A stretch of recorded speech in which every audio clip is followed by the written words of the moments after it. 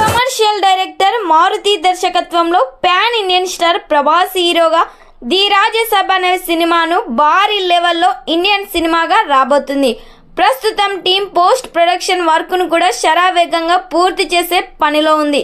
ఈ వారంలో ప్రభాస్ డబ్బింగ్ చెప్తున్నాడు అన్నట్లు తన పాత్రను హిందీలో కూడా ప్రభాస్ డబ్బింగ్ చెప్తున్నారని తెలుస్తుంది. ఇక ఈ మూవీలో మాలవిక మోహన్ లాల్, నిధి అగ్రవాల్ హీరోయిన్స్గా నటిస్తున్నారు. తమన్ ఈ సినిమాకి మ్యూజిక్ అందిస్తున్నారు. అయితే ఈ సినిమా నుండి ఫస్ట్ సాంగ్ ప్రోమోనైతే త్వరలోనే రిలీజ్ చేసే ప్లాన్ చేస్తున్నారు మూవీ మేకర్స్.